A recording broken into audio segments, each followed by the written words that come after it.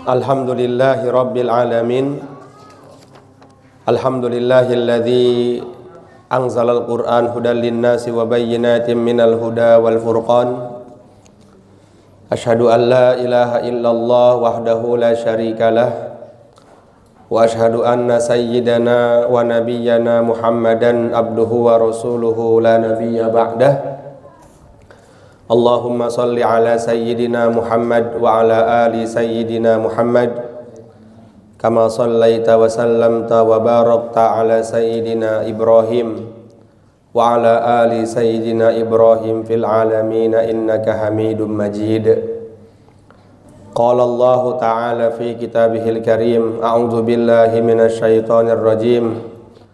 Fabashshir ibad alladzina yastami'una al-qawla fayattabi'una ahsanahu.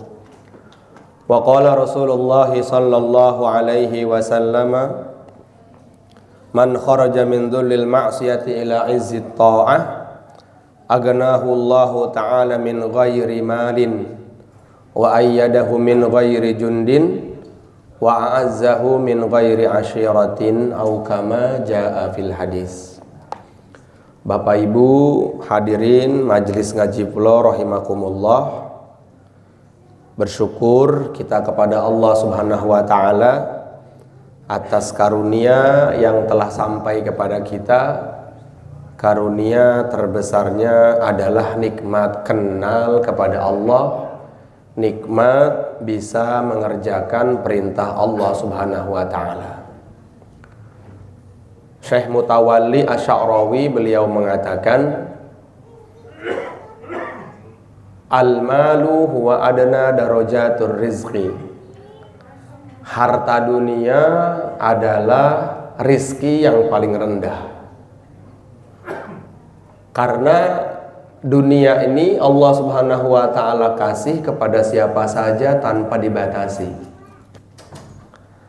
Bahkan kalau kita lihat di luar sana, orang-orang yang memiliki dunia yang sangat lebih atau banyak adalah mereka yang gak kenal dengan Allah. Sementara orang-orang yang dekat dengan Allah, orang-orang yang berusaha mendekatkan diri kepada Allah, itu malah rizki dunianya tuh sedikit atau bahkan kurang.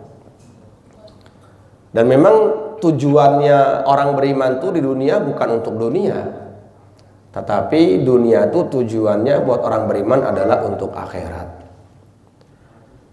Baginda Rasulullah sallallahu alaihi wasallam bersabda, ad-dunya khuliqat lakum wa antum khuliqtum lil akhirah. Dunia itu Allah ciptakan untuk kalian, sementara kalian diciptakan untuk akhirat. Yang beruntung itu orang yang dihidupkan di dunia tetapi tujuannya agama. Yang rugi orang yang dihidupkan di dunia tapi tujuannya dunia saja. Orang itu kalau diciptakan di dunia tujuannya hanya dunia, maka Allah Subhanahu wa taala akan menjadikan dunia itu sempit untuk dirinya. Tetapi sebaliknya, Allah Subhanahu wa taala bersabda, Allah Subhanahu wa taala berfirman dalam hadits qudsi kepada dunia, ya dunya man khadamani fahdamihi wa man khadamaka fastahdamihi. Wahai dunia, kalau ada orang yang berkhidmat kepadaku, maka berkhidmatlah kepadanya. Tapi kalau ada orang yang dia hari-hari yang dia pikirkan hanya dirimu, hanya dunia saja, maka perbudaklah dirinya dengan kesibukan-kesibukan yang tidak akan ada habisnya. Kan kayak gitu. Jadi kita harus tahu nih tujuan kita sebagai hamba tuh. Tujuan kita sebagai hamba Allah ciptakan tuh tujuannya supaya Allah ridho. Maka ketika kita sebagai orang beriman dapat dunianya tidak terlalu banyak seperti mereka-mereka yang mendapatkan dunia yang banyak padahal mereka lupa atau mereka jauh dari Allah, jangan iri kepada mereka. Kata Sayyidina Abdullah bin Abbas, radhiyallahu taala anhu, beliau mengatakan, innallaha khalaqad dunya salasata ajzaun. Sesungguhnya Allah Subhanahu wa taala menciptakan dunia atas 3 bagian. Juz'un lil kafir. Bagian pertamanya dunia itu untuk orang kafir. Wa juz'un lil munafiqi. Bagian keduanya dunia itu untuk orang munafik. Wa juz'un lil mu'min, dan bagian ketiganya dunia itu untuk orang mukmin. Kata beliau, lil kafir yatamatta. Dunia tuh buat orang kafir tuh sendagurau, kesenangan. Senang. Apa-apa tuh mereka senang. Mobil punya, duit banyak, harta banyak. Istri ya walaupun jelek mukanya karena duitnya banyak, akhirnya jadi glowing mukanya. Emang kesenangan semua. Karena Allah mengatakan wa mal hayatud dunya illa la'ibu wa lahu. Tidaklah kehidupan dunia kecuali hanya main-main dan sendagurau. Kenapa main-main? Karena dunia ini gak ada yang kekal. Punya emas ya paling dia hanya memiliki 10 tahun, 20 tahun, 30 tahun atau 60 tahun, setelah itu dia tinggalkan. Punya mobil mewah, tahun pertama masih aman, tahun kedua udah pusing bayar cicilan. Tahun ketiga akhirnya ditarik sama leasing. Bahkan dunia tuh ketika baru punyanya dia sudah menyusahkan. Mikirin leasingnya, mikirin ganti olinya, maintenance-nya dia pikirin semuanya. Makanya dunia itu kan kata Nabi, in akhta'ahu hadza nahasyahu hadza. Dunia itu cobaannya seperti tangan kanan melambai, tangan kiri ikut melambai. Cobaan dunia tuh kayak gitu. Jadi jangan harap hidup di dunia itu nggak punya cobaan. Pasti punya cobaan, udah ujian. Karena udah memang nasnya Nabi, ad-dunya darul imtihan. Dunia itu tempatnya ujian. Kapan ujian itu datang? Ketika antum keluar dari rahim ibu antum, itu dunia, cobaan udah datang. Cobaan lapar, cobaan tidak tahu apa-apa. Nanti makin lagi dunia kita hidup makin jauh, cobaan nanti yang belum punya istri pengen menikah, yang belum menikah pengen menikah, yang belum sekolah pengen sekolah, sudah selesai sekolah dia pengen kerja, yang sudah kerja dapat pekerjaan yang pekerjaan yang baik dia pengen menikah. Setelah menikah nanti dia pengen punya anak. Setelah punya anak nanti ujian sekolah, beli susu dan sebagainya. Kapan sampai kapan? Sampai Allah panggil dia ke hadapan Allah. Dunia tuh kayak gitu. Makanya kata Syekh Mutawalli Asy-Sya'rawi, al-malu huwa adna darajatur rizqi. Harta dunia adalah rizki yang paling rendah. Wal afiyatu hiya a'la darajatur rizqi. Sementara afiyah, pertolongan Allah untuk bisa taat, itu adalah rizki yang paling tinggi. Afiyah itu orang sehat belum tentu afiyah, orang sakit belum tentu juga sehat. Afiyah itu ketika kita bisa mengerjakan satu amal yang Allah ridho di dalamnya, itu namanya afiyah. Walaupun kita sakit, lagi sakit maksain buat ngaji, itu namanya afiyah. Lagi sakit maksain buat ke masjid, namanya afiyah. Itu afiyah kayak gitu tuh. Tapi ada orang sakit, ada orang sehat, nggak mau ke amal, nggak mau ke masjid, namanya nggak Allah kasih afiyah. Makanya doa yang diajarkan Nabi adalah Allahumma inna nas'alukal afiyah wa nas'aluka syukra alal afiyah wa nas'aluka tamamal afiyah wa nas'aluka dawamal afiyah.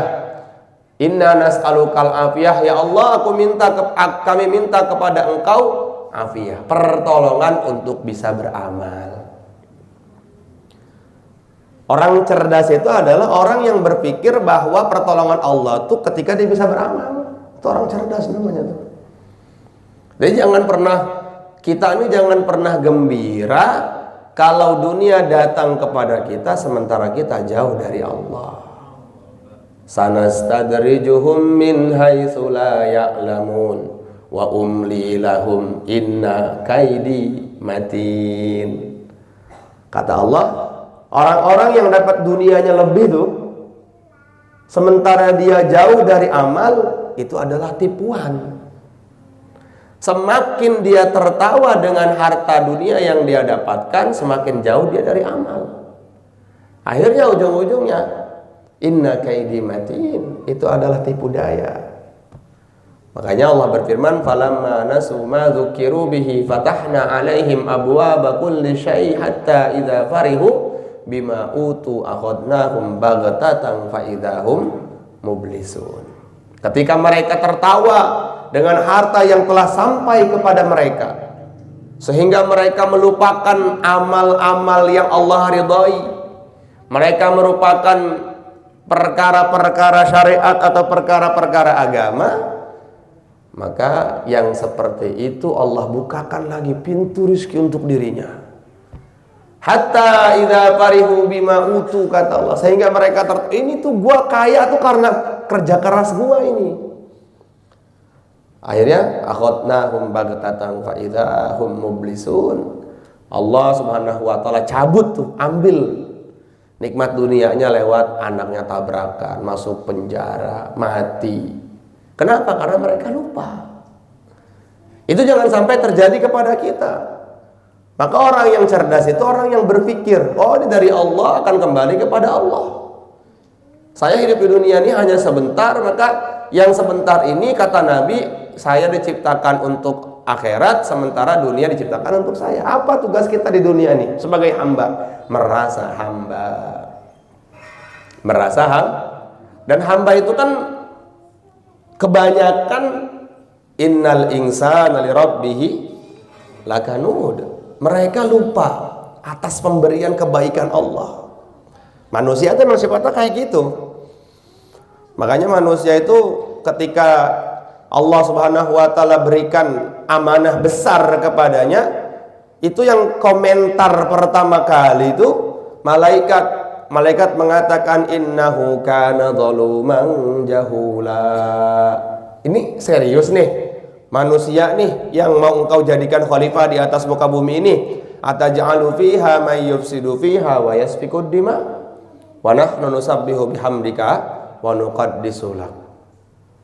Engkau serius ingin menjadikan manusia sebagai khalifah di atas muka bumi ini?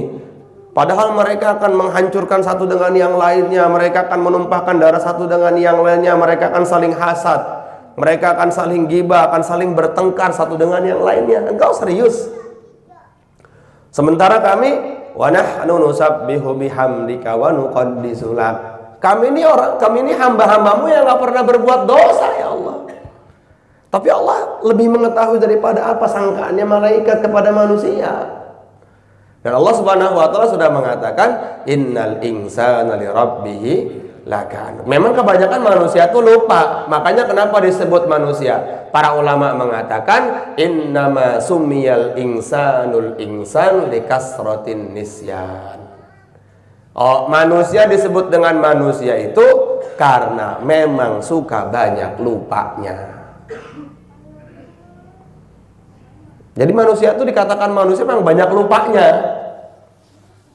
Perkara manusia yang dilupakan. Apalagi urusan agama, urusan akhirat. Urusan naruh kunci motor aja dia ribet. Mana perasaan udah bapak taruh sini nih, kok bisa pindah ke atas? Loh, yang disalahin istrinya. Nggak mungkin dipindah nih. Ibu ya marah-marah. Udah gitu punya masalah di luar. Paham ya? Ini kayak gitu. Manusia itu memang kayak gitu. Kata para ulama, al-insanu ya'ti bila syai'in. Manusia itu datang dengan tidak membawa apa-apa, wa yas'an kulli syai'in. Dan ketika hidup mengusahakan apa-apa. Wa yatruku an kulli syai', dan nanti setelah mati meninggalkan apa-apa.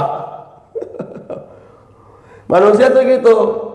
Ya'ti bila syai'in, datangnya telanjang, wa yas'an kulli syai'in, ketika hidup dia mengusahakan sesuatu, wa yatruku an kulli syai', setelah mati enggak bawa apa-apa. Wa yuhasabu an kulli syai', nanti yang dia enggak bawa dihisap lagi manusia itu. Makanya Sayyidina Abu Bakar tuh pernah begini, Haji Arifin, nyender di pelepah korma di Madinah sambil bilang, Alangkah bahagianya kalau seandainya Allah menjadikan Abu Bakar hanya sebotong ranting pohon yang nggak akan dihisab. Itu yang udah jelas masuk ke dalam surganya tuh. Yang sudah punya kedekatan dengan Nabi itu luar biasa. Wassalamun ala ibadihil ladzina astafa. Satu-satunya sahabat manusia yang dapat salam dari Allah tuh salah satunya adalah Sayyidina Abu Bakar As-Siddiq. Tapi masih takut dengan kehidupan yang beliau alami. Sampai beliau mengatakan, alangkah baiknya, bahagianya kalau Abu Bakar diciptakan hanya sebagai burung atau ranting. Dalam fadilah amal kan ada itu. Kok ente bukan kayak Abu Bakar, pede banget gitu kan. Kayak gitu kan gitu.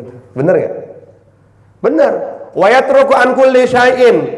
Kemudian meninggalkan sesuatu yang dia usahakan. Wa yuhasabu an kulli syai', dan akan dipertanyakan dengan sesuatu yang dia usahakan. Udah mah dia datang gak bawa apa-apa, mengusahakan untuk mendapatkan apa-apa, mati meninggalkan yang dia dapatkan, setelah nanti di hari kiamat dihisab dengan apa yang dia tinggalkan. Itu kata Imam Ghazali kalau nggak salah itu perkataan itu. Dan pertanyaan itu kan nggak setahun 2 tahun, lama banget, panjang sekali pertanyaan kita di akhirat nanti itu. Ma yalfidhu min qaulin illa ladaihi raqibun atid. Tidaklah setiap apa yang telah dikerjakan oleh anak Adam, ucapannya itu semua akan dimintakan pertanggungjawabannya di hadapan Allah. Jadi jangan main-main jadi manusia tuh. Faman ya'mal misqala dzarratin khairan yarah, wa man ya'mal misqala dzarratin syarran yarah. Amal baik ada balasannya, amal buruk ada balasannya. Makanya jangan sampai kita menyakiti saudara muslim kita dengan kalimat-kalimat yang dia sakit hati.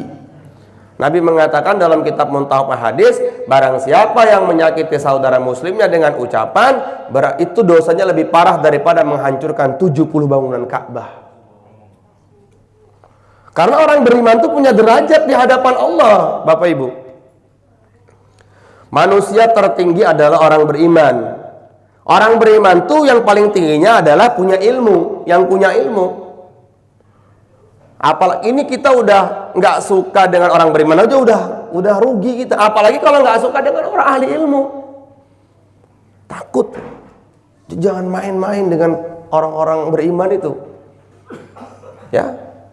Kalau kita menyakiti saudara muslim kita sampai akhirnya dia sakit di dalam hatinya, maka itu lebih buruk dosanya daripada menghancurkan. Kalau Ka'bah ada 70 ya 70 Ka'bah. Makanya kata Nabi, yuksharu yaumal qiyamati bi sholatin wa siyamin wa zakatin. Akan datang pada hari kiamat dengan membawa salat, puasa, zakat, haji dan sebagainya. Tapi semuanya dikatakan tidak ada karena syatama hadza, nyakitin saudara muslimnya. Nah, tapi manusia sendiri itu punya derajat yang beriman. Sementara kalau secara global manusia itu, hamba itu punya derajat di hadapan Allah daripada makhluk-makhluk yang lain.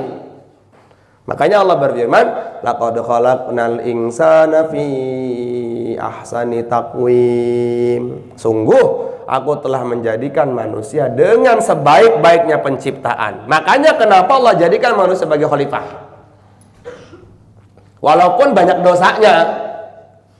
Inna aradna al-amanata 'ala samawati wal ardi fa'abaina ay yahmilnaha wa ashfaqna minha wa hamalaha al-insan.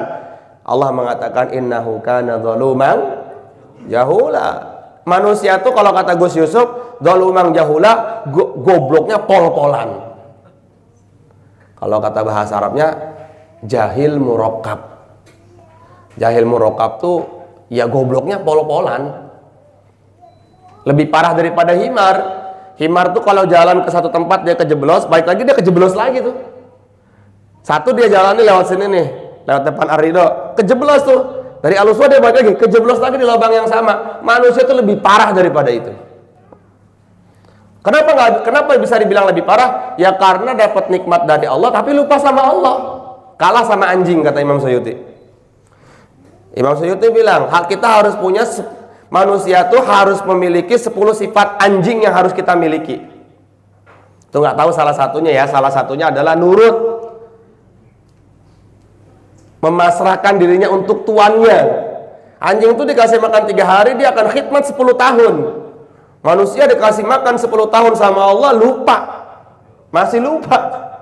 Allahu Akbar, Allahu Akbar. Masih sibuk gamenya, masih sibuk caturnya, masih sibuk dengan tamunya. Ngerokok dulu, sebat dulu lah. Udah gitu ngaji fikih. Kan boleh diazamkan, sholat diakhirkan, itu boleh. Emang iya? Makanya ente ngaji fikih dong. Jadi agama jadi pembenaran. Benar gak?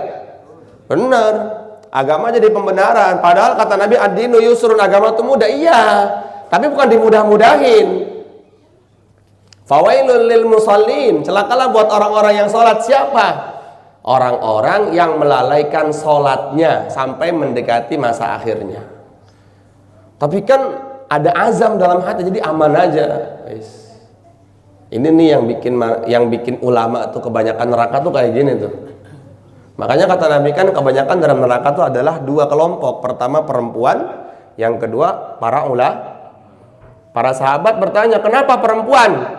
Karena takassarnal la'an. Bagaimana? Takaffarnal ashir wa takassarnal la'an. Perempuan itu dikasih banyak ya kurang, dikasih dikit apalagi. Watakaffarnal ashir, suka melupakan kebaikan suaminya. Ini pengen gue hajar dulu perempuan sekarang. Ntar gue ulang gak? Ulang.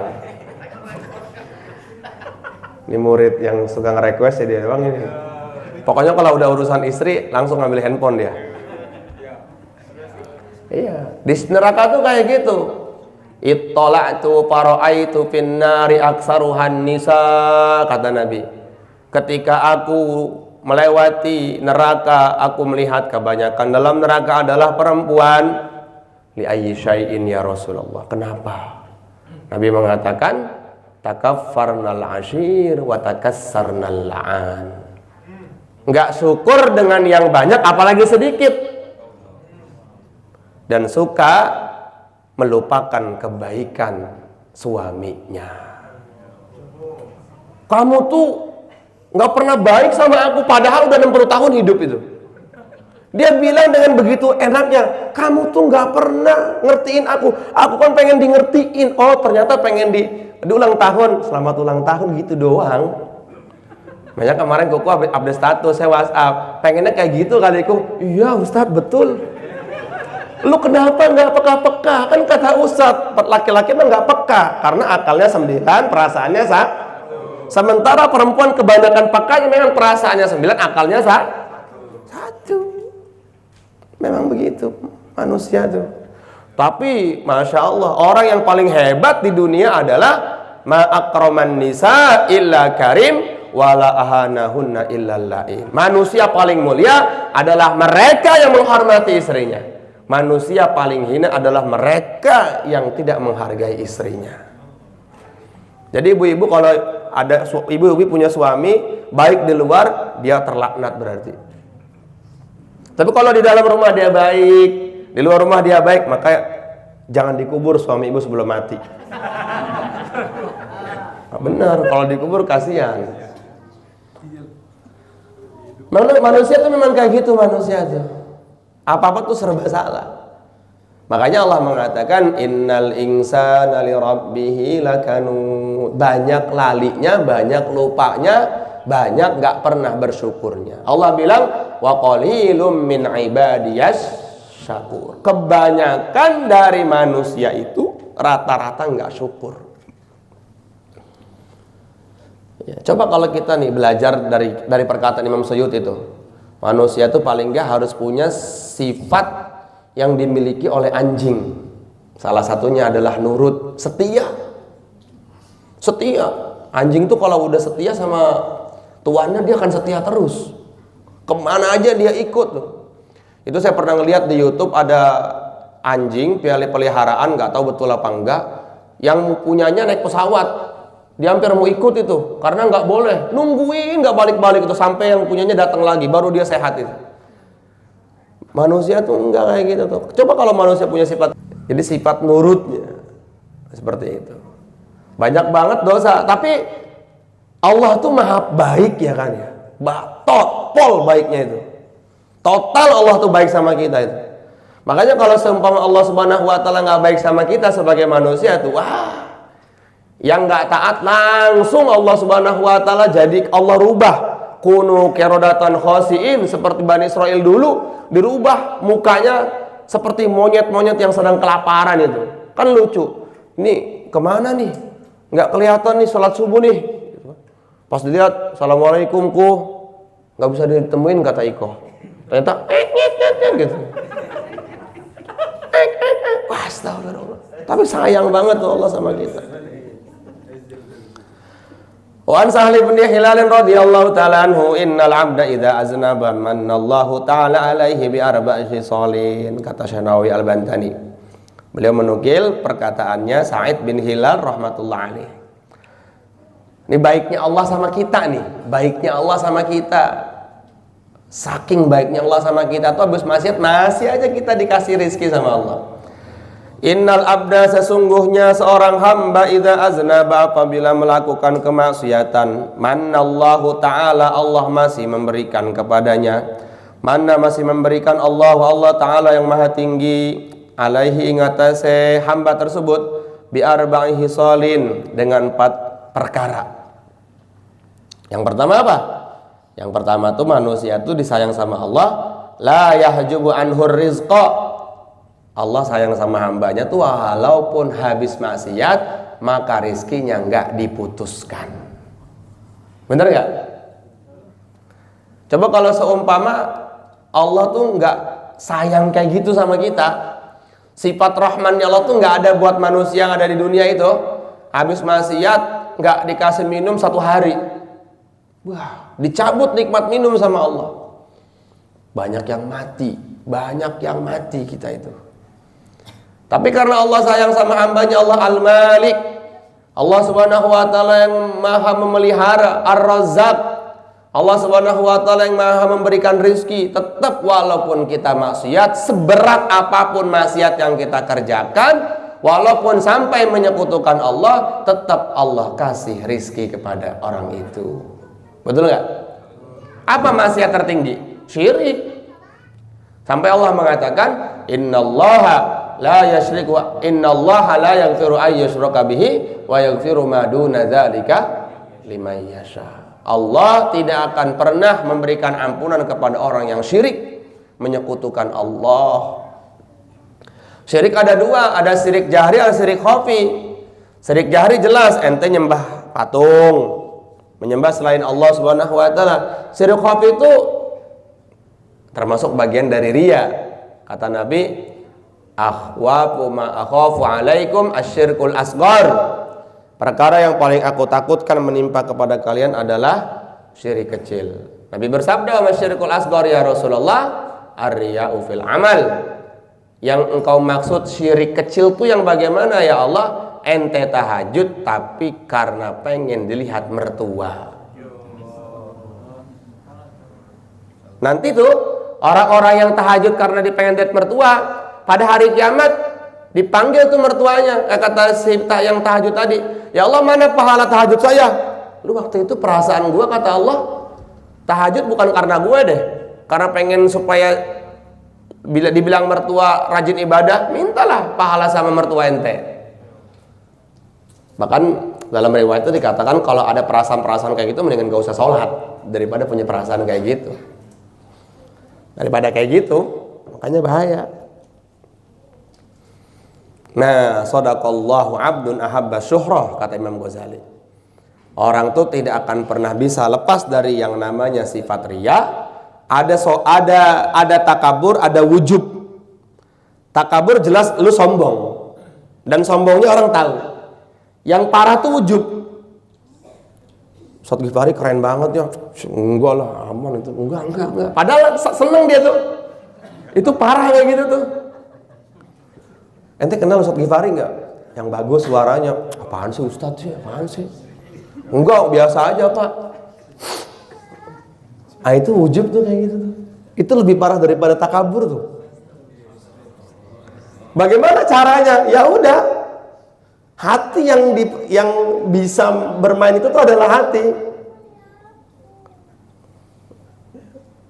Makanya iman tuh tidak akan masuk ke dalam hati seorang hamba. Salah satunya kalau hubul jah, masih suka dengan panggung, ketenaran. Yang lebih parah lagi tuh ada orang yang di luar sana, orang yang di belakang sana bilang, kapan gue bisa duduk kayak Ustadz Muftadudin gitu, dihormatin gitu misalnya. Itu lebih parah daripada yang riya di sini tuh. Makanya tombo hati itu kan salah satunya baca Quran atau dorru inda waqti shabah, supaya hati itu tenang. Memang urusan hati itu berat. Urusan hati itu nggak ada obatnya kecuali apa yang disampaikan baginda Nabi. Baca Quran, kumpul-kumpul sama orang soleh, kumpul-kumpul sama orang miskin tuh, ngerendahin hati. Sama orang fakir. Wala tangdur ila man fawqa fi dunyakum, kata Nabi. Ente jangan pernah melihat orang yang dunianya di atas kalian. Gak perlu. Walakin ingduru ila man asfala fi dunyakum. Akan tetapi lihatlah kepada mereka-mereka yang dunianya di bawah antum. Supaya hati kita tuh bersih. Kalau lihatnya orang yang di atas dunia daripada kita, nggak pernah syukur kita. Kufur aja, pasti itu nggak mungkin enggak. Makanya Allah Subhanahu wa taala benci kepada kelompok yang fakir, yang miskin, sombong lagi. Allah juga benci sama kelompok orang kaya tapi tidak derma, kikir. Allah tuh senang sama fakir yang sabar. Tadi baca barusan ya di Nashwail Hibat pagi. Kata Sayyidina Umar, kefakiran itu tidak akan sempurna kalau nggak dibarengi dengan rasa sabar. Bahkan siapakah orang yang paling kaya di muntahab hadis? Orang yang paling kaya pada hari kiamat di surganya Allah adalah orang fakir yang menginginkan sesuatu sampai dia mati belum tercapai. Tapi dia sabar, nggak minjem sana sini, apalagi sampai jadi online. Kalau gitu nggak sabar namanya. Jadi kita harus betul-betul menjadikan hati kita itu semakin dekat dengan Allah. Baiknya Allah sama kita nih, walaupun banyak maksiat, tetap Allah masih memberikan rizki kepada kita. Dan rizki itu kan apa aja? Tadi kan di awal saya katakan, jadi jangan menganggap rizki itu banyaknya harta, itu bagian dari yang rizki banyak itu. Rizki itu ya apa aja?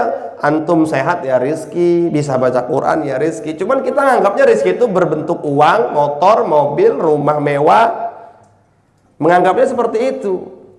Katanya surat Waqiah adalah suratul ghina, kata Nabi. Iqra'u suratal Waqiah fa innaha suratul ghina, kata Nabi.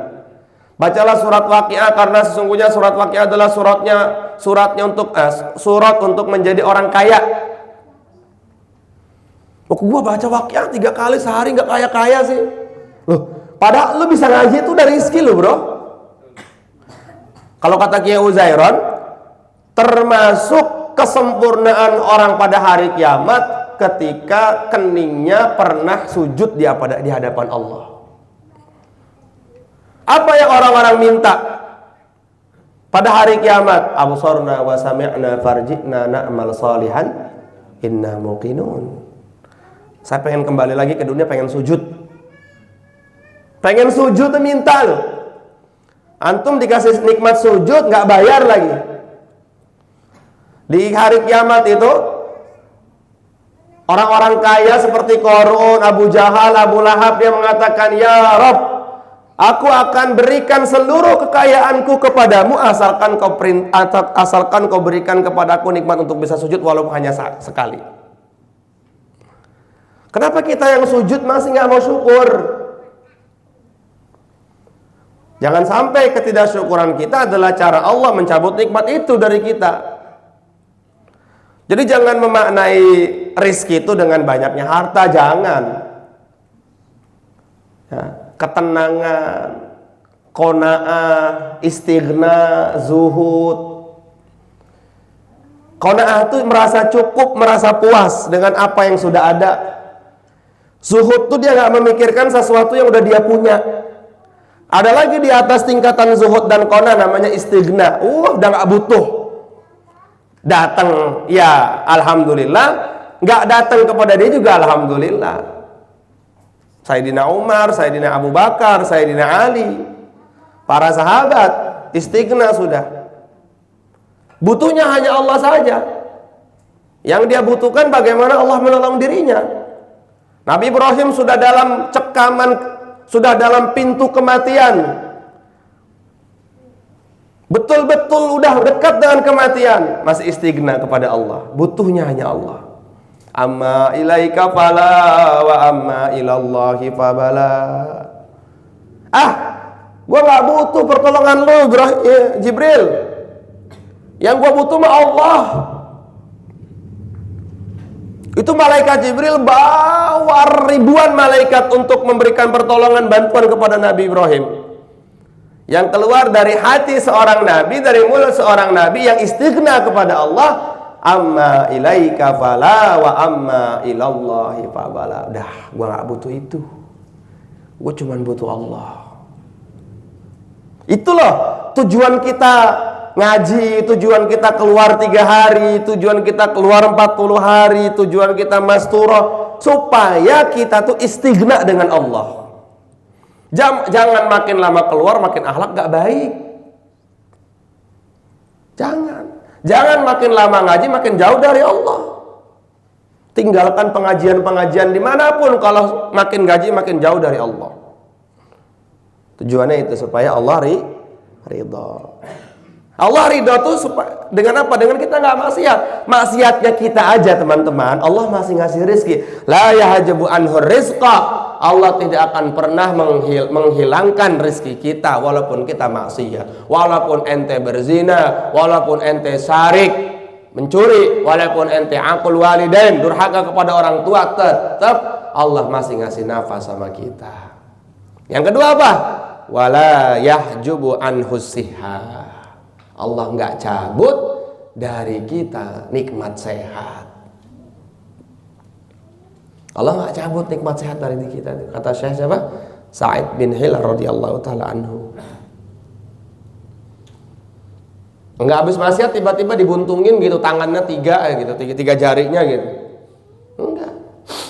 Tapi sehat, keluar masih dalam keadaan sehat. Bahkan dia pulang ke rumah, anak istrinya masih cium tangan. Bapaknya berzina di luar. Pas pulang ke rumah, ayah datang, padahal habis berzina tuh dia tuh. Masih ditutupin oleh Allah Subhanahu wa taala kemaksiatannya.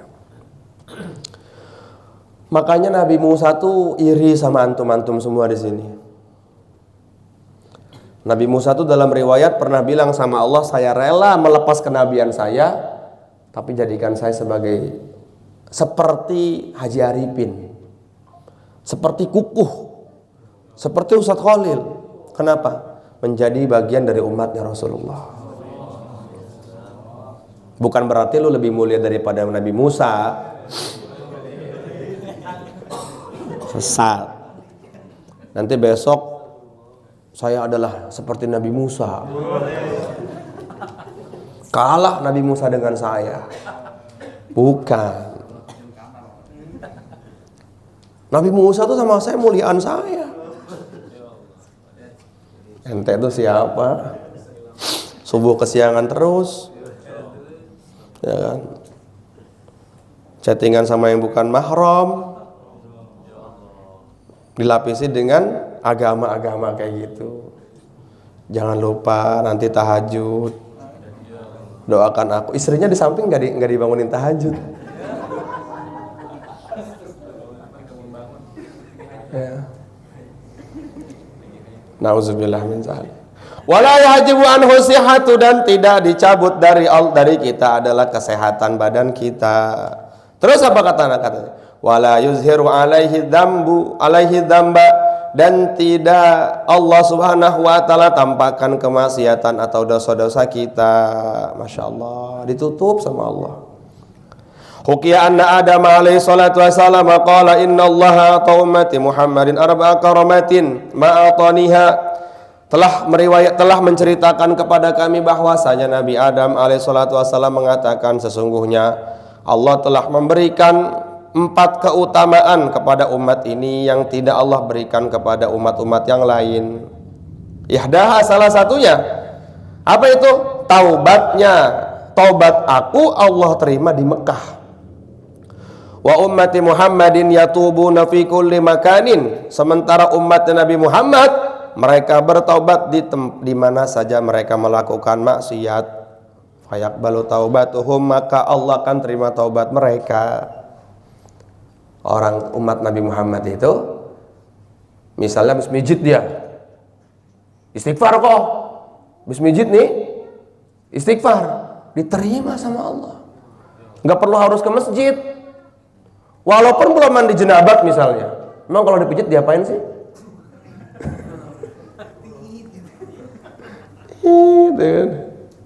Iya, langsung astagfirullah, astagfirullah ya Allah, langsung itu Allah terima. Tapi Nabi Adam untuk diterima taubatnya beliau harus pergi ke Mekah. Tapi nggak Allah berikan kepada kita itu. Pusing kita. Kalau seumpama kita itu orang Jakarta dan syarat penerimaan taubat itu di Aceh, kita harus pergi ke Aceh dulu itu. Kita harus pergi ke Aceh dulu.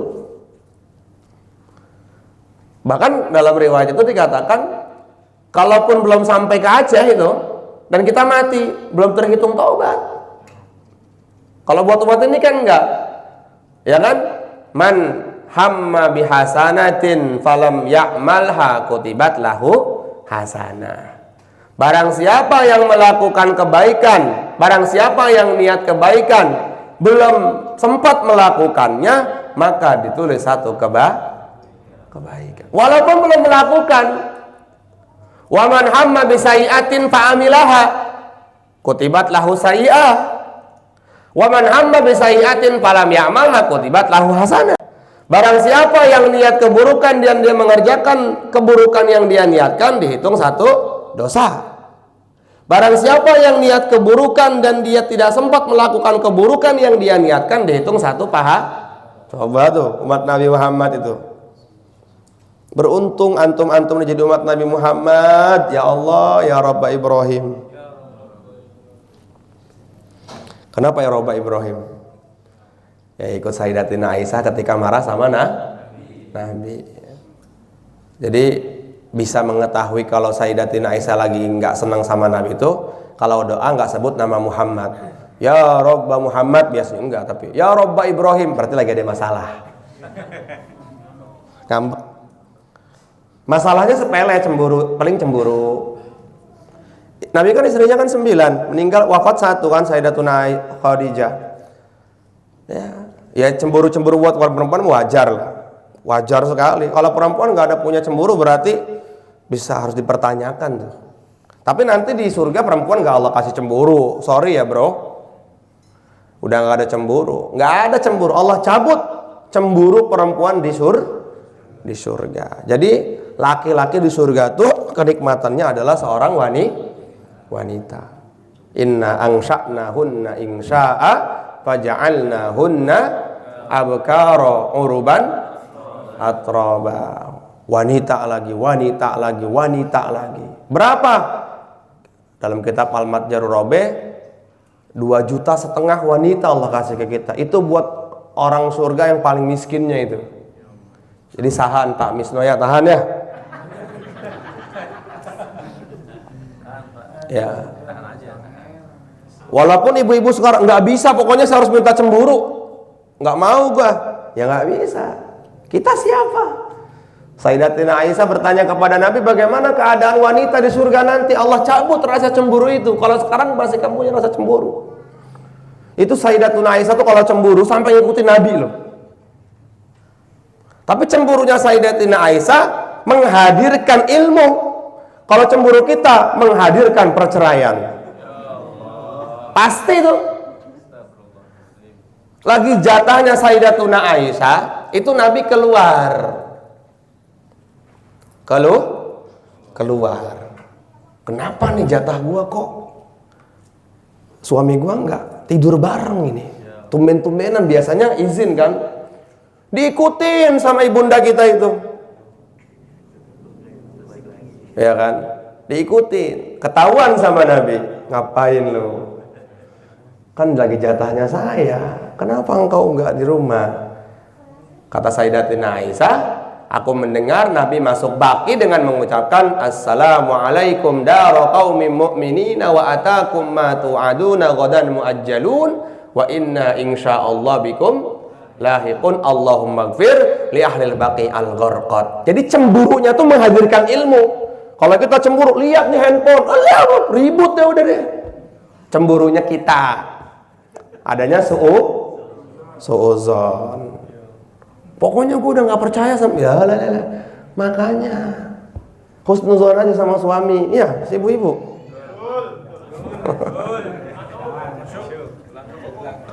Ulang gak, Bu? Gak direkam. Nanti ada YouTube. Menghadirkan banyak ilmu. Sehingga dalam kitab Mustalahul Hadis dikatakan kalau ada riwayat yang datangnya dari Sayyidatuna Aisyah, maka riwayat itu pasti disepakati keabsahannya. Udah nas tuh. Sayyidatuna Aisyah ngikutin dari belakang. Beliau mendengar Assalamualaikum daru qaumin mu'minin. Tapi pernah ada masa-masa Sayyidatuna Aisyah betul-betul cemburu sampai makanan yang dibawa oleh Sayyidatina Zainab radhiyallahu taala anha itu dilempar ke mukanya Nabi. Ini jatah gua, kenapa lu mau ngasih makanan? Yang gitu. Perempuan tuh kan katanya kata Gus Baha, yang berani ngelabrak Nabi ya cuma Sayyidatina Aisyah.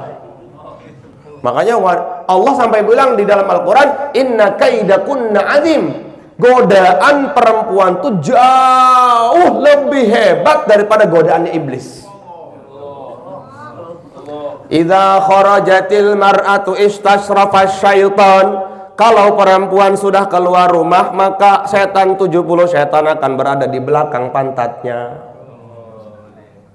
Apalagi yang sengaja pakai kerudung cuman gamisnya ngereket-ngereket begitu tuh. Kukuh sama saya tat.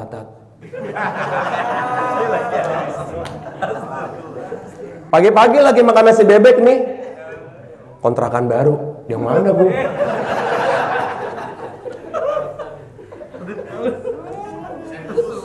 Iya. Gak boleh gitu, Bu. Kalau gini gak direkam sama Bobo. Istasrafa syaitan. Dia akan menari-nari di belakangnya wanita tuh. Apalagi yang telanjang, yang gak telanjang aja kan begitu.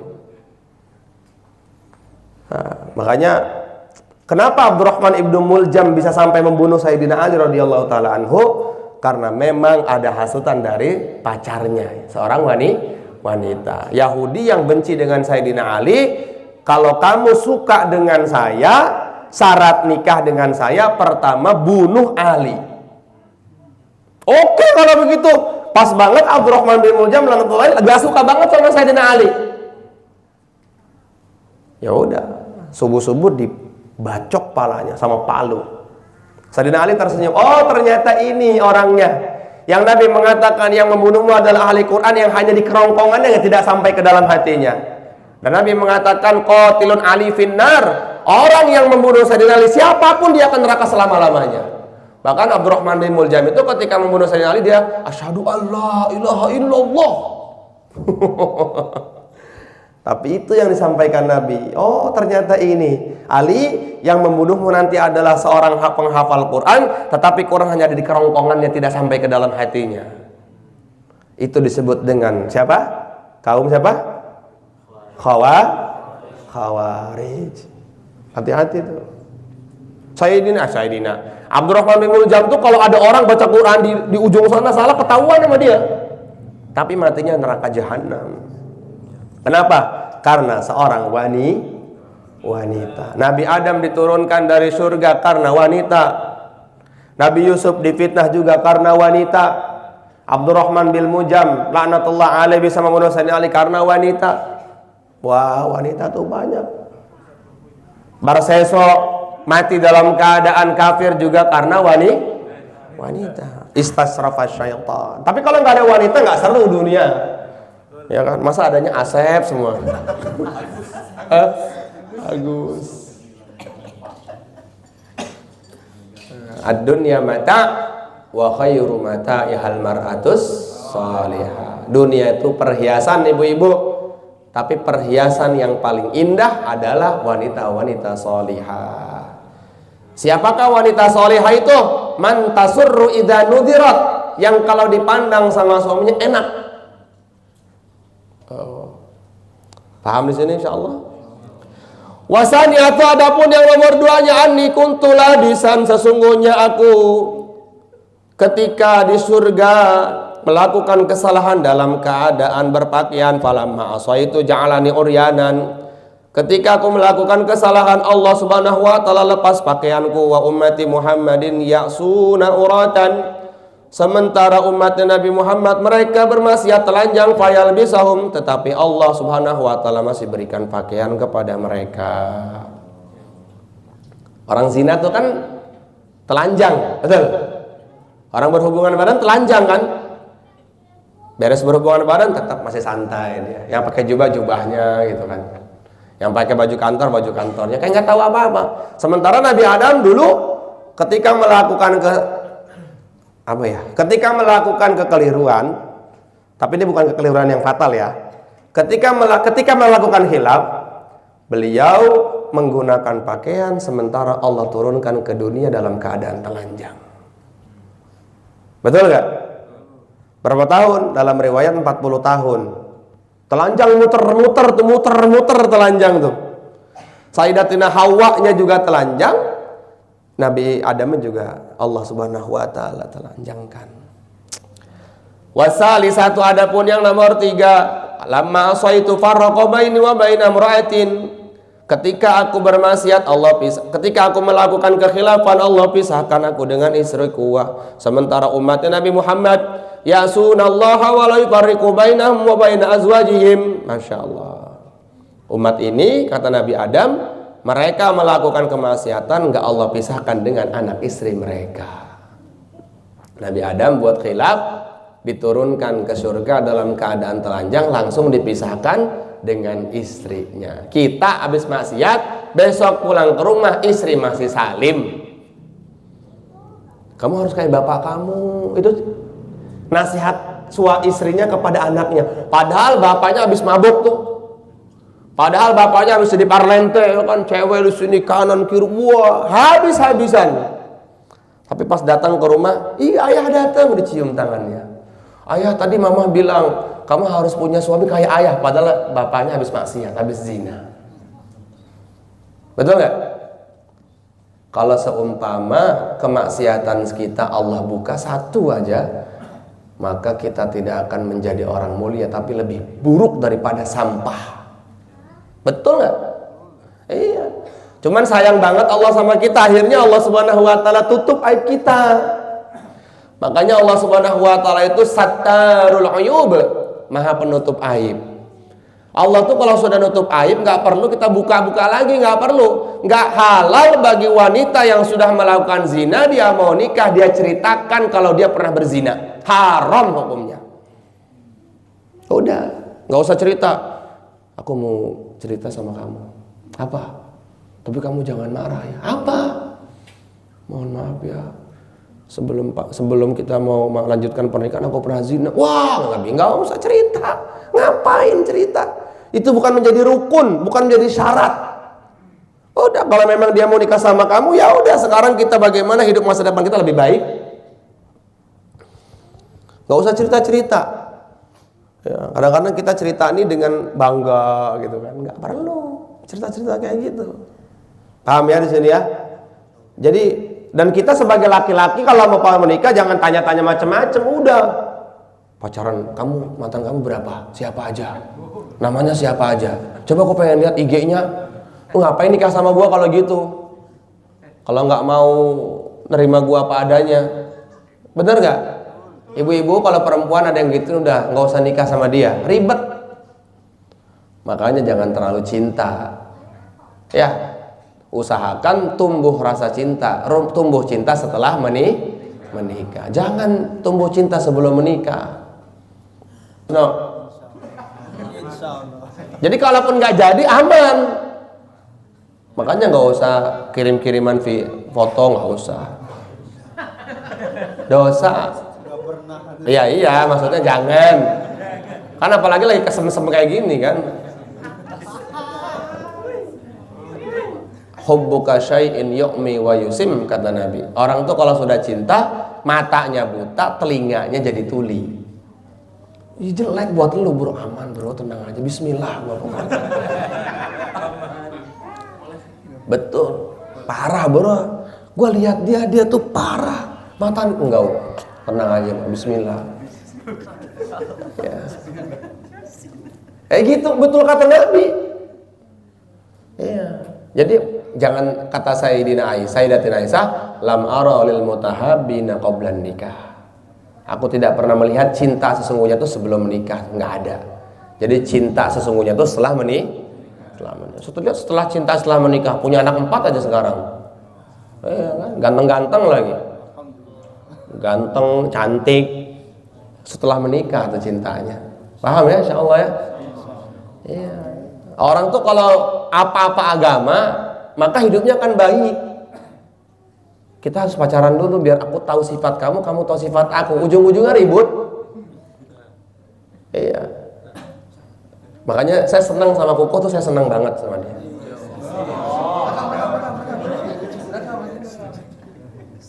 Kalau kamu nganggap saya guru, ikutin arahan saya.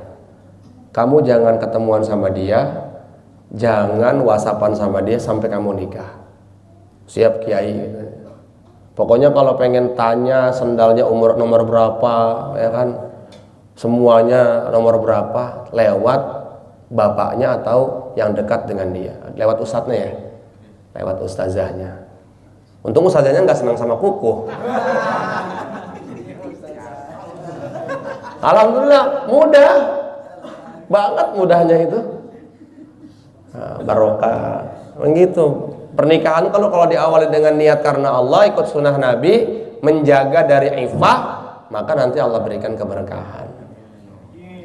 Paham ya insyaallah ya? Warabi'atu, dan adapun nomor 4, anni asaitu fil jannati fakhrajani minha. Sementara nomor 4-nya kata Nabi Adam, aku melakukan kehilafan di surga dan Allah mengeluarkan aku dari dalamnya.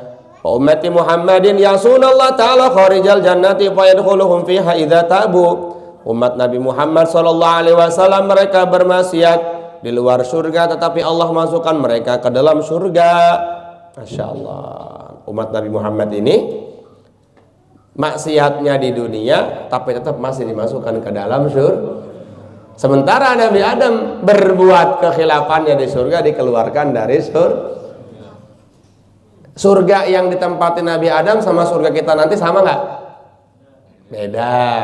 Karena surga yang ditempati Nabi Adam masih ada larangan. Bagaimana ayatnya?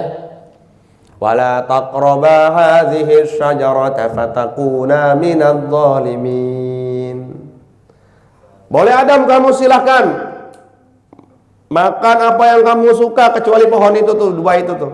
Kan masih ada larangan. Sementara surga kita nanti Allah mengatakan, qulu washrabu hani'am bima aslaftum fil ayyamil khaliyah. Enteku terserah, mau jungkil balik, mau ngapain terserah. Silahkan makan apa yang lu suka, minum apa yang lu mau kok. Nggak ada lagi namanya larangan-larangan di surga itu, bebas. Sahabat tanya, ya Rasulullah, di surga ada ngantuk nggak? Ada tidur nggak? Nggak ada, di surga nggak ada tidur. Ya, di surga nggak ada tidur, kata Nabi. Ya, karena tidur termasuk bagian dari mati yang sementara. Keadaan orang ahli surga ketika mereka kekenyangan ya Nabi, mereka akan sendawa, dari sendawanya akan keluar malaikat-malaikat yang menjadi pembantunya dia nanti. Wah, mantap di surga. Allahumma ij'alna min ahlil jannah. Yang terakhir, wala yu'aqibuhu ajilan. Allah Subhanahu wa taala tidak spontan, tidak langsung memberikan azab kepada umat ini apabila bermaksiat. Dalam kitab Muntahab dikatakan, ketika orang ini bermaksiat, maka pengen diazab sama Allah, kata malaikat, tunggu ya Allah sampai dia bertaubat. Dikasih waktu berapa lama? 3 hari kecepatan ya Allah. Seminggu kecepatan ya Allah. Sebulan kecepatan ya Allah. Setahun juga kecepatan ya Allah. Tunggu sampai dia meninggal aja ya Allah, penting dia taubat ya Allah. Taubat. La ilaha illallah Muhammadur. Ini nasihatnya hamba, nasihatnya yang Allah berikan, yang para ulama berikan kepada kita untuk bekal kita sebagai hambanya Allah Subhanahu wa taala, sebagai umatnya baginda Rasulullah sallallahu alaihi wasallam. Disyukuri jadi umat Nabi ya insyaallah ya. Besok syukurannya itu bukan pas beli rumah, syukurannya itu besok traktir teman. Apa ini? Syukuran jadi umat Nabi. Iya, kenapa? Nabi Musa pengen jadi kayak saya, Nabi Isa juga pengen jadi kayak kita, Nabi Ibrahim pengen jadi kayak kita. Tapi semuanya nggak Allah kasih. Saya kok orang banyak dosa, umurnya juga pendek, amalnya juga sedikit, kok tiba-tiba Allah jadikan kita umatnya baginda Rasulullah sallallahu alaihi wasallam. Insyaallah di antara tanda syukur jadi umat Nabi apa? Berusaha mengamalkan perintah Nabi, sunnah. Bukan hanya sholawat dari bagian cinta. Maka yang paling utamanya berusaha mengamalkan sunnah. Sunnahnya buat laki-laki sholatnya di masjid. Bukan berarti sholat di rumah nggak sah. Tapi buat laki-laki sholatnya di masjid. Paham ya insyaallah? Di tempat azan berkumandang, terusnya awal waktu berjamaah. Buat perempuan sholatnya sunnahnya di rumah. Kalau seumpama tidak menimbulkan fitnah boleh di masjid. Kalau menimbulkan fitnah jangan. Kalau habis sholat misalnya ketemuan sama ahli masjid gitu kan, makan mie bareng jangan.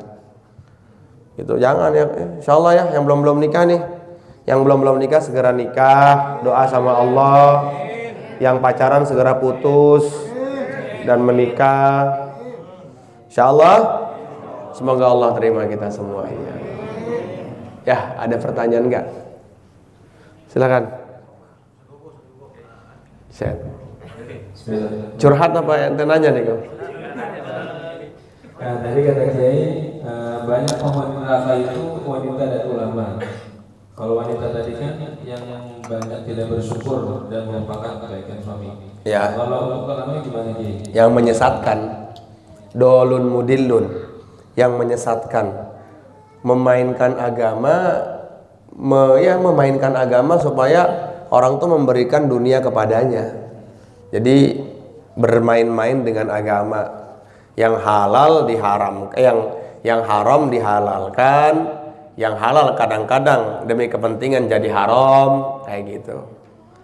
Makanya hati-hati, itu yang disebut ulama su. Tapi ulama su itu Nabi tidak menyifati secara detail ya. Nanti kamu akan tahu sendiri. Kalau ada kalimat-kalimat dulu tuh ulama yang jauh dari pemerintah itu kalau menurut saya kalau kata guru saya kurang tepat sih, karena banyak juga ulama-ulama yang dekat pemerintah. Bahkan dulu Abu Hasan Asy'adili pro dengan pemerintah, Sayyidina Abdul Qadir Jailani pro dengan pemerintah. Jadi kan dulu ada tuh pas lagi rame-ramenya Gencar 212 itu masalah itu. Kita lihat sekarang ulama-ulama su, ulama-ulama ahlu dunia gitu kan. Siapakah ulama-ulama su yang pro dengan pemerintah? Oh, enggak. Abu Hasan Asy'adili itu ngebela pemerintah banget dulu tuh. Iya, padahal di waktu itu pemerintahnya dikatakan zalim, kayak begitu. Jadi itu bukan menjadi patokan. Yang kita bisa memilih, kita bisa melihat ulama yang sutu ya, yang menjauhkan diri kita dari Allah tuh ulama sutu. Ini gimana nih? Aman udah. Yang penting Berapa? Terserah. Gua 2 juta. Janganlah. Dia katanya terserah, gimana sih? Minimal 10 juta lah. Jangan kayak gitu. Ya, insyaallah. Dolun mudil, ulama yang menyesatkan. Ya, insyaallah. Gimana Ustaz Gifari? Udah megang mic. Iya, betul. Itu tawatannya ya. Ya Rabba Ibrahim. Tadi kan masalah dia, mau tanya ada sedikit bingung. Tadi Ustaz bilang terkait orang yang kalau dia itu beramal tapi ada pengen dilihat gitu ya, atau lihat itu lebih baik kalau kayak gitu mendingan nggak usah Apa? sholat sekalian gitu. Gak usah amal. Yang nggak usah amal. Nah di sisi lain yang kita ketahui kan kalau kita tinggalkan amal karena manusia juga itu bisa jadi riya juga kan? Iya. Itu gimana? Ya tinggal hati aja, kan bukan kata saya tuh Ustaz Gifari ya. Kata sebagian ulama, daripada kita salah niat mendingan gak usah sekalian. Tapi kan ada juga yang Imam Ghazali mengatakan tarkul amal li ajlin nas riya. Meninggalkan amal karena takut riya, malah itu disebut dengan riya. Tinggal bagaimana hati aja. Hati kita cenderungnya ya hilangkan sifat riya itu Ustaz Gifari. Ya memang susah sih urusan kayak gitu ya. Terutama kalau ada orang-orang yang kita pengen dipandang sama dia tuh, misalnya dia punya punya sesuatu di dunia lah supaya kita terkenal, atau enggak supaya kita dipanggil ceramah gitu kan. Nusroh tat, ini yang punya masjid nih, kita jalan gitu kan. Wah, pas bayan maghrib menggebu-gebu gitu. Astagfirullah gitu. Atau enggak menampakkan suara-suara kita di masjid-masjid besar gitu kan. Tapi kalau kita tinggalkan itu disebut dengan riya juga. Ya kalau saya sih mendingan sekalian amal, nggak meninggalkan amal.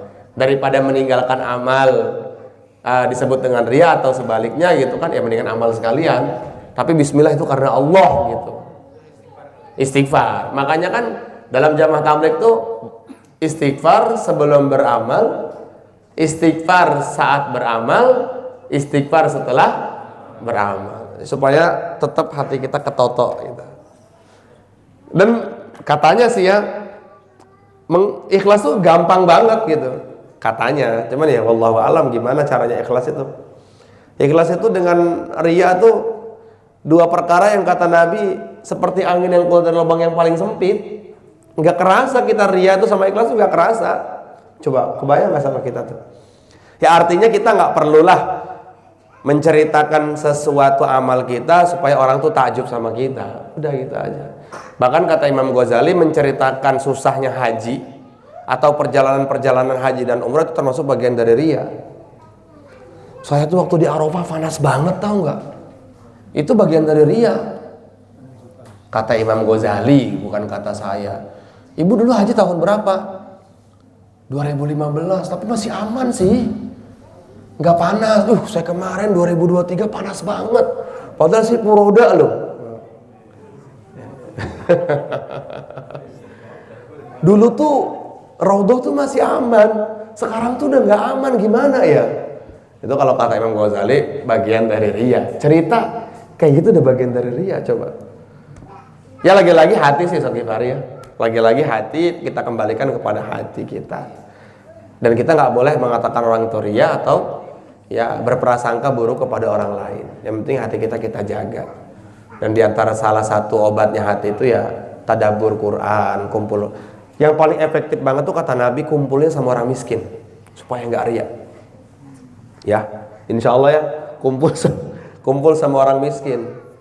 Kemarin muzakaroh habis ngaji kan musantunan duafa. Ada Mbah Udlani, Uda, si Kukuh. Saya duafa nggak ya kata Mbah Udlani? Yang gimana sih? Ya kan lumayan kan, satu orang kan 300.000 kan. Udah Mbak, lu gue masukin duafa aja. Cobalah dibuka dulu, dibuka tuh dikasih patu saja gitu kan. Sapinah. Fakir adalah orang yang mempunyai pekerjaan tapi nggak mencukupi. Lu cukup nggak? Ya kalau dibilang nggak cukup sih katanya. Yaudah lu mau nggak besok gue masukin ke daftar fakir?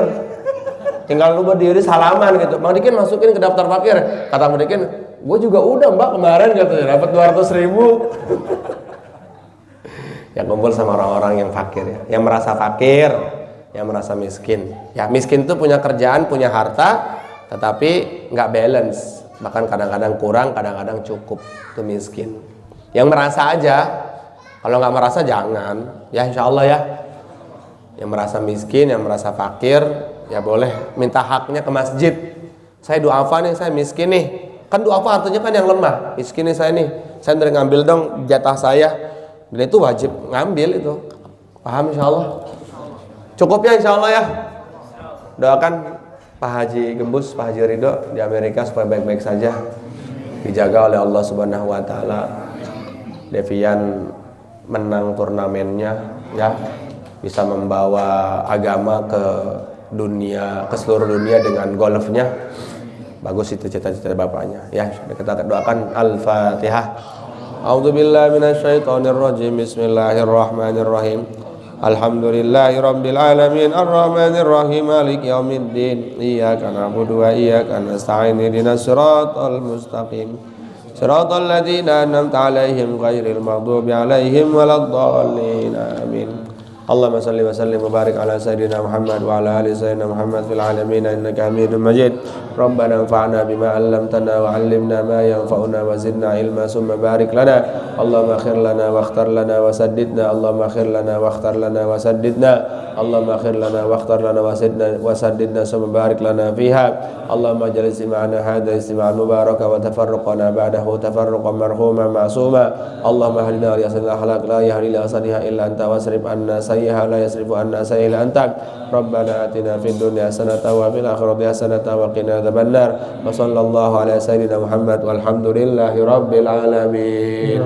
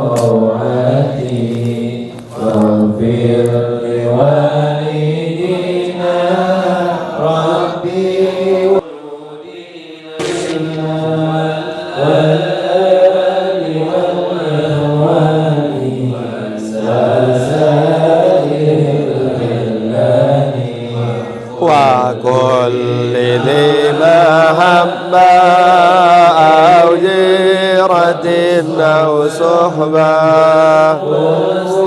مسلمين أجمع من ربي أسمى فضلا وجدا لا باكتساب منا بالمصطفى الرسول نهضى بكل صول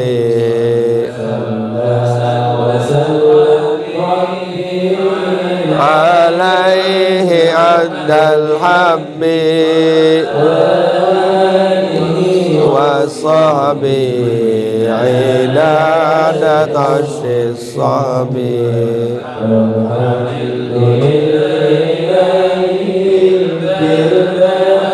والتناهي